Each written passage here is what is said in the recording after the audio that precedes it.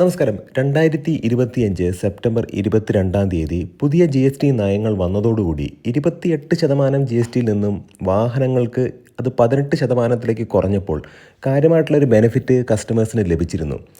എന്നാൽ നമ്മൾ മനസ്സിലാക്കേണ്ട ഒരു കാര്യം, ആ കിട്ടിയ ബെനിഫിറ്റൊക്കെ ഇന്നിപ്പോൾ ഇല്ലാതാകാൻ പോവുകയാണ്. ഇപ്പോൾ നടക്കുന്ന യുദ്ധം, മിഡിൽ ഈസ്റ്റിൽ നടക്കുന്ന യുദ്ധം, അമേരിക്ക, ഇസ്രായേൽ, ഇറാൻ, അതുമാത്രമല്ല ഇറാൻ കണ്ടിന്യൂസ് ആയിട്ട് മിഡിൽ ഈസ്റ്റിലെ പല രാജ്യങ്ങളെയും ആക്രമിക്കുന്നു. തിരിച്ച് അമേരിക്ക ഇറാനെയും ആക്രമിക്കുന്നു. ആ ഒരു സാഹചര്യത്തിൽ ഹോർമൂസ് കടലിടുക്കിലൂടെയുള്ള വ്യാപാരങ്ങൾക്കൊക്കെ ഒരുപാട് ബുദ്ധിമുട്ടുകളും നേരിടുന്നൊരു സാഹചര്യത്തിൽ ഇന്ത്യൻ ഓട്ടോമൊബൈൽ ഇൻഡസ്ട്രിയെ അത് കാര്യമായിട്ട് ബാധിക്കുന്നുണ്ട്.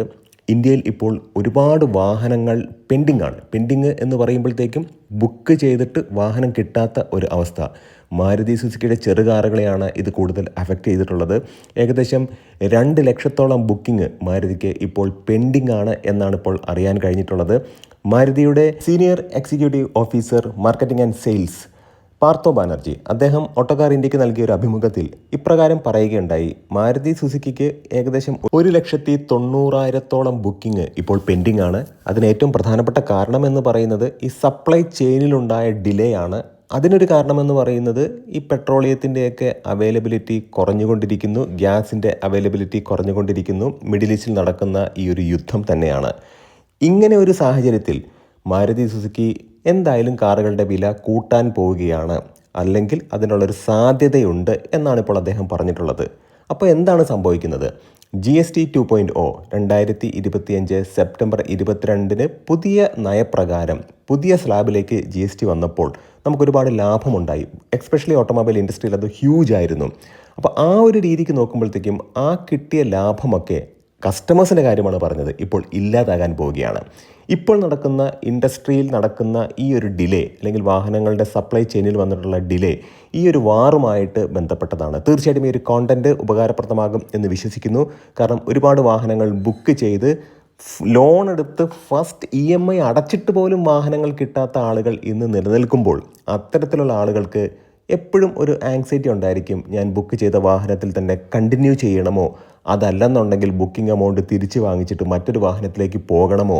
ഇതിലേറ്റവും സങ്കടകരമായിട്ടുള്ളൊരു കാര്യമെന്ന് പറയുന്നത്, ബുക്ക് ചെയ്ത് ചാടിക്കയറി ലോൺ എടുത്ത് ഫസ്റ്റ് EMI അടച്ചിട്ട് വാഹനവും കിട്ടുന്നില്ല, EMIയും പോകുന്നുണ്ട്. ഈ ഒരു അവസ്ഥയിൽ നിൽക്കുന്ന ആളുകളോട് എനിക്ക് പറയാനുള്ളത്, ഇത്തരത്തിൽ ചാടിക്കയറി ലോൺ എമൗണ്ടൊക്കെ റിലീസ് ചെയ്യരുത്. എപ്പോഴും ലോൺ എമൗണ്ട് റിലീസ് ചെയ്യുന്നത് വാഹനം കിട്ടിയതിന് ശേഷമായിരിക്കണം, അല്ലെങ്കിൽ അത് ഡെലിവറി എടുക്കുന്നതിന് ഏകദേശം ദിവസങ്ങൾക്ക് മുമ്പായിരിക്കണം. എപ്പോഴും വാഹനം കിട്ടി 1 മാസം കഴിഞ്ഞതിന് ശേഷമായിരിക്കണം നിങ്ങളുടെ ഫസ്റ്റ് EMI വരാൻ പോകുന്നത്. തീർച്ചയായിട്ടും ഈ ഒരു കോണ്ടന്റ് ഉപകാരപ്രദമായെങ്കിൽ നമ്മുടെ ചാനലൊന്ന് സപ്പോർട്ട് ചെയ്യുക, സബ്സ്ക്രൈബ് ചെയ്യുക, മാക്സിമം ലൈക്ക് ചെയ്യുക, ഷെയർ ചെയ്യുക, കമൻറ്റ് ചെയ്യുക. എഞ്ചിൻ ബേയുടെ മറ്റൊരു വ്ലോഗിലേക്ക് ഏവർക്കും ഹാർദമായ സ്വാഗതം. ഈ സുസുക്കി പറയാതെ പറഞ്ഞിട്ടുണ്ട്, എൻട്രി ലെവൽ കാറുകളുടെ വില 2026 ഏപ്രിൽ അവസാനത്തോടുകൂടി, അല്ലെങ്കിൽ ഏപ്രിലിൻ്റെ ഒരു പകുതി കഴിയുമ്പോഴത്തേക്കും കൂട്ടും എന്നുള്ളത്. ഇത് നമ്മൾ എക്സ്പെക്റ്റ് ചെയ്ത കാര്യം തന്നെയാണ്. GSTയുടെ ആ ഒരു ബെനിഫിറ്റ് എന്ന് പറയുന്നത് പുതിയ സാമ്പത്തിക വർഷം തുടങ്ങുമ്പോഴത്തേക്കും തീരും എന്നുള്ളത് അത് മുൻകൂട്ടി നമ്മൾ കണ്ട ഒരു കാര്യം തന്നെയാണ്. മൈനർ ചേഞ്ചുകളൊക്കെ കൊണ്ടുവന്നിട്ട് ഫേസ് ലിഫ്റ്റ് എന്നുള്ള പേരിൽ പുതിയ വാഹനങ്ങൾ ഇറക്കി പല വാഹന നിർമ്മാതാക്കളും അതിനെ അവരുടെ ലാഭം വീണ്ടും അവരിലേക്ക് എത്തിച്ചു എന്നുള്ളതും യാഥാർത്ഥ്യമാണ്. നമുക്ക് നമ്മുടെ പോയിന്റിലേക്ക് വരാം. ഹോർമൂസ് കടലിടുക്കിലൂടെയുള്ള ഈ വ്യാപാരം, എക്സ്പെഷ്യലി ഓയിലിൻ്റെ ട്രേഡൊക്കെ നമ്മൾ നോക്കുകയാണെന്നുണ്ടെങ്കിൽ അതിനകത്ത് എന്തെങ്കിലും ഒരു ഡിലേ വരുമ്പോഴത്തേക്കും രാജ്യങ്ങളെയൊക്കെ അത് ബാധിക്കും. ഇന്ത്യനെയും അത് ബാധിച്ചിട്ടുണ്ട്. $1 ഒരു വ്യത്യാസം എന്ന് തന്നെ നമ്മൾ നോക്കുകയാണെന്നുണ്ടെങ്കിൽ അത്തരത്തിലൊരു വ്യത്യാസം ഏകദേശം 12,000 കോടി രൂപയുടെ ഒരു അധിക ബേർഡൻ ഇന്ത്യയുടെ ആനുവൽ ഇമ്പോർട്ട് ബില്ലിൽ ഉണ്ടാക്കും എന്നുള്ളത് യാഥാർത്ഥ്യമാണ്. ഇത് ഓട്ടോകാർ ഇന്ത്യ റിപ്പോർട്ട് ചെയ്തൊരു കാര്യവും തന്നെയാണ്. ഏകദേശം മൊത്തത്തിലുള്ള ഗ്ലോബലി ഉള്ള ഈ പറയുന്ന ഓയിൽ ഇമ്പോർട്ടിൻ്റെ 1/5 നടക്കുന്നത് ഹോർമൂസ് കടലിടുക്കിലൂടെ തന്നെയാണ്. അപ്പോൾ നമുക്ക് വളരെ സിമ്പിളായിട്ട് പറയുകയാണെന്നുണ്ടെങ്കിൽ ഈ യുദ്ധം കൊണ്ടുണ്ടാക്കുന്ന പ്രധാനപ്പെട്ട പ്രശ്നം എന്ന് പറയുന്നത് ഇത്തരത്തിലുള്ള ട്രേഡിംഗ് ആണ്. എക്സ്പെഷ്യലി ഓയിലിൻ്റെ ട്രേഡിങ് തന്നെയാണ്. ഓയിൽ, LPG എന്ന് പറയുന്നില്ല, ഗ്യാസ്, അങ്ങനെയുള്ള കാര്യങ്ങളുടെ ട്രേഡിങ്ങിലാണ്. അത് കാര്യമായിട്ട് ഈ സപ്ലൈ ചെയിനെയും, അല്ലെങ്കിൽ ഇതെല്ലാം ഓരോ കാര്യങ്ങൾ പരസ്പരം ലിങ്ക് ചെയ്ത് കിടക്കുകയാണല്ലോ. ഒരു കാര്യം കൂടി ഇതിനോട് ചേർത്ത് വെക്കാം. കാരണം LPGയുടെയൊക്കെ ക്ഷാമം കൊണ്ട് ഇപ്പോൾ ആളുകൾ ഇൻഡക്ഷൻ കുക്കറും അല്ലെങ്കിൽ ഇൻഡക്ഷൻ സ്റ്റൗവൊക്കെ വാങ്ങാനായിട്ടുള്ള പരക്കം പാച്ചിലാണ്. അതുവരെ കിട്ടാത്ത അവസ്ഥയാണ്. ഇപ്പം പല സ്ഥലങ്ങളിലും ചെല്ലുമ്പോഴത്തേക്കും ഇൻഡക്ഷൻ സ്റ്റൗവൊക്കെ തീർന്നു, വന്ന ഉടനെ തന്നെ തീർന്നു എന്നൊക്കെയാണ് പറയുന്നത്. അപ്പോൾ നമ്മളൊന്ന് ആലോചിച്ച് നോക്കൂ കാര്യത്തിൻ്റെ പോക്ക് എങ്ങോട്ടാണെന്നുള്ളത്. അപ്പോൾ ഇത്തരത്തിൽ ഈ ഓയിലിൻ്റെ വരവ് കുറയുമ്പോൾ അല്ലെങ്കിൽ ഇത്തരം യുദ്ധം മുമ്പോട്ട് പൊയ്ക്കൊണ്ടിരിക്കുകയാണെന്നുണ്ടെങ്കിൽ ഇനി സംഭവിക്കാൻ പോകുന്നത് കാറിൻ്റെ പ്രൈസ് തീർച്ചയായിട്ടും ഉയരും. എങ്ങനെയെങ്കിലും കാറിൻ്റെ വില ഉയർത്താൻ കാത്തു നിൽക്കുന്ന കമ്പനികൾക്ക് ഇതൊരു അഡ്വാൻറ്റേജ് ആണ്. ഉയർത്തിയ വില ഒരിക്കലും കുറയ്ക്കില്ല. ഇപ്പോൾ നമ്മുടെ നാട്ടിൽ ബസ് ഫെയർ കൂട്ടുന്നത് പോലെയാണ്. ഡീസലിന് വില കൂട്ടി എന്ന് അല്ലെങ്കിൽ പെട്രോളിന് വില കൂട്ടി എന്ന് പറയുമ്പോഴത്തേക്കും ടിക്കറ്റ് ചാർജ് കൂട്ടും, ബസ്സിൻ്റെ ടിക്കറ്റ് ചാർജ് കൂട്ടും. എന്തെങ്കിലും കാരണവശാൽ പെട്രോളിൻ്റെ വില 2 രൂപ കുറച്ചിട്ടുണ്ടെങ്കിൽ ഒരു കാരണവശാലും അത് കുറയ്ക്കത്തുമില്ല. ഇപ്പം കൂട്ടിയ ടിക്കറ്റ് ചാർജ് കുറയ്ക്കത്തുമില്ല. അത് നമുക്കറിയാവുന്നൊരു കാര്യം തന്നെയാണ്. ഇതെല്ലാം അനുഭവിക്കുന്നത് ആരാണ്? സാധാരണക്കാരാണ്. അതാണ് ഏറ്റവും പ്രധാനപ്പെട്ട കാര്യം. രണ്ടാമത്തെ കാര്യമെന്ന് പറയുന്നത് വാഹനങ്ങളുടെ അനാവശ്യമായിട്ടുള്ളൊരു ഡിലേ മാർക്കറ്റിൽ ഉണ്ടാക്കും. ഈവൻ സ്റ്റോക്ക് ഉണ്ടെങ്കിൽ പോലും അത് കൊടുക്കാതെ വെച്ചിരിക്കും. ഇത് യഥാർത്ഥത്തിൽ ഡീലേഴ്സിനൊക്കെ വളരെ കൃത്യമായിട്ട് അറിയാം. ഇപ്പോൾ ഒരു വാഹനം ഡിസ്കണ്ടിന്യൂ ചെയ്യാൻ പോവുകയാണ്, ഒരു വാഹനത്തിൻ്റെ അവൈലബിലിറ്റി എന്താണ്, അല്ലെങ്കിൽ ഒരു വാഹനത്തിൻ്റെ ഒരു ഫേസ് ലിഫ്റ്റ് വരുന്നുണ്ട്, ഈ കാര്യമെല്ലാം ഒരു 6 മാസം മുമ്പേ ഡീലേഴ്സിന് വളരെ കൃത്യമായിട്ട് ഇൻസ്ട്രക്ഷൻ കൊടുത്തിട്ടുണ്ടായിരിക്കും. വാഹനം ഡിസ്കണ്ടിന്യൂ ചെയ്യാൻ പോവുകയാണ്, ഈ ഒരു വാഹനത്തിൻ്റെ ഫേസ് ലിഫ്റ്റ് വരാൻ പോവുകയാണ്, അല്ലെങ്കിൽ ഈ ഒരു വാഹനത്തിൻ്റെ പ്രൈസ് കൂടും എന്നുള്ള കാര്യങ്ങളൊക്കെ. അപ്പോൾ നമ്മൾ ഒരു ഷോറൂമിൽ ചെന്നിട്ട് നമ്മൾ യൂട്യൂബൊക്കെ റെഫർ ചെയ്തിട്ട് ഒരു വാഹനത്തിൻ്റെ ഫേസ് ലിഫ്റ്റ് വരാൻ പോവുകയാണ് നമ്മൾ മനസ്സിലാക്കിയിട്ട് ഷോറൂമിൽ ചെന്ന് നമ്മൾ പറയുകയാണ് ഈ ഒരു വാഹനത്തിൻ്റെ ഫേസ് ലിഫ്റ്റ് വരുന്നുണ്ടോ എന്ന് ചോദിച്ചാൽ അവർ പറയും, ഞങ്ങൾക്കറിയാൻ പാടില്ല, ഇങ്ങനെ ഒരു വാഹനത്തിൻ്റെ ഞങ്ങൾക്ക് ഇതുവരെ ഒരു വിവരവും കിട്ടിയിട്ടില്ല. ഇങ്ങനെ ഒരു സെയിൽസ് എക്സിക്യൂട്ടീവ് പറയുകയുള്ളൂ. അത് അയാളുടെ ജോലിയുടെ ഭാഗമാണ്. നമ്മൾ മനസ്സിലാക്കേണ്ട കാര്യം, നമ്മൾ അധ്വാനിച്ചു കൊണ്ട പണം നമ്മൾ എവിടെയാണോ ഇൻവെസ്റ്റ് ചെയ്യേണ്ടത് അതിനെക്കുറിച്ച് വൃത്തിയായിട്ട് പഠിച്ചിട്ട് നമ്മൾ പോവുക. മറ്റൊരു ട്രെൻഡ് ഇപ്പോൾ നടക്കുന്നുണ്ട്. ഇപ്പോൾ ആർക്കും അങ്ങനെ ഇലക്ട്രിക് കാറിനോട് വലിയ താല്പര്യമൊന്നുമില്ല. കാരണം ഇലക്ട്രിക് കാർ ഒരു പ്രത്യേക പർപ്പസിന് മാത്രം ഉപയോഗിക്കാൻ കഴിയുന്ന കാറുകളാണ്.